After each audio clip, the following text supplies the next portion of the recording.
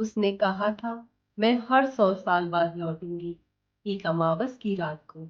और अगर उस बार भी तुम मुझे पहचान नहीं पाए, तो मैं हमेशा के लिए रेत बन जाऊंगा। राजस्थान के थार मरुस्थल में खुदाई चल रही थी। इतिहासवादी रियान को वर्षों से एक रहस्य सता रहा था। नीलपंखी महल की कथा। लोक गीतों में वर्णन था कि वहां एक रानी नीलपंखी, जिसकी सुंदरता से ज्यादा मशहूर था उसका श्राप। एक शाम खुदाई करते वक्त रियान को नीला पंख मिला, हल्का चमकदार और जैसे किसी स्मृति से जुड़ा हुआ। उसे उठाते ही चारों तरफ की हवा स्थिर हो गई और क्षितिज पर एक परछाई उठी। नीले लिबास में एक लड़की। क्या तुम मुझे पहचानते हो?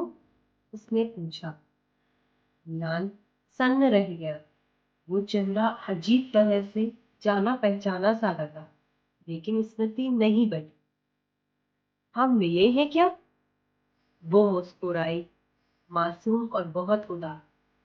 तो फिर मैं रेत हो जाऊंगी, शायद आखिरी बार।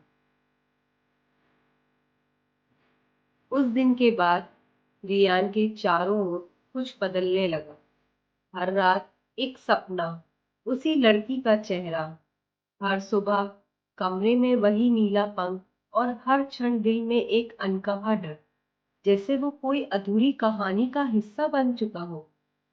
फिर एक रात पंख की रोशनी में उसकी आंखें खुली और देखा अतीत का एक दहला देने वाला दृश्य। वो दृश्य 900 साल पहले का था। राजकुमार रेयान, उस समय के माटीवन राज्य का युवराज, और जंगलों में रहने वाली एक लड़की नीलपंखी, जो पक्षियों से बात करती थी, पेड़ों को छूकर उनकी पीड़ा समझ लेती थी। लोग उसे जादू की बच्ची कहते थे। उन दोनों का प्रेम अकस्मात और निर्दोष था। हर रात रियान महल से निकलकर जंगल में जा आता और नीलपंखी के साथ चांदनी में बैठकर गीत गाता। लेकिन एक दिन एक सैनिक ने दोनों को साथ देख लिया। दरबार में शोर मच गया। युवराज एक जादूगरनी से प्रेम करता है। राजा क्रोधित हुआ। या तो गद्दी या वो लड़की। रियान का दिल फटा रह गया। उसने नीलपंखी से मिलने की अंतिम कोशिश की। तुमसे विवाह करना चाहता हूँ, वो बोला।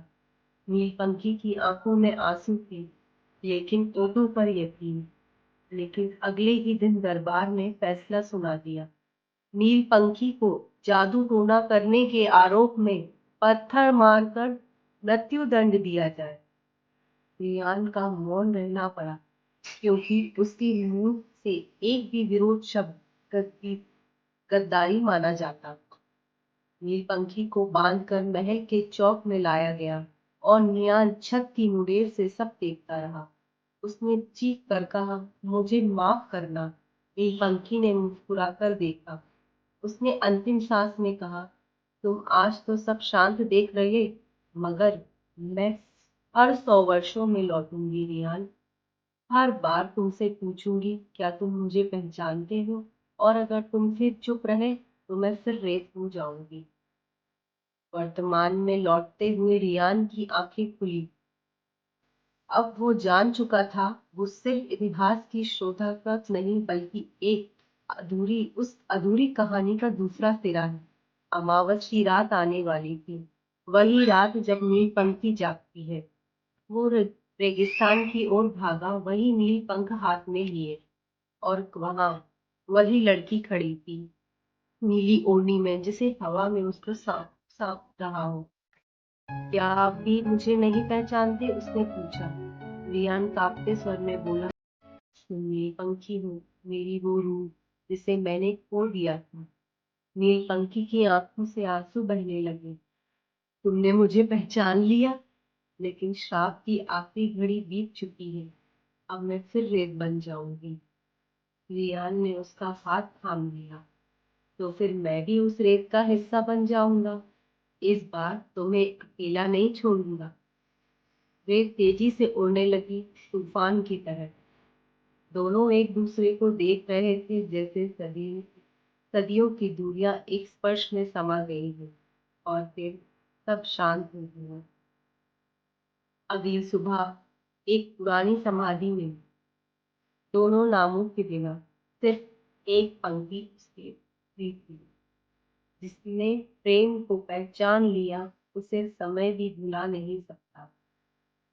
कहते हैं हर 100 वर्षों की अमावस पर रेत में नीली रोशनी की हल्की लकीरें चमकती हैं, जैसे दो रूहें अब भी साथ चल रही हैं।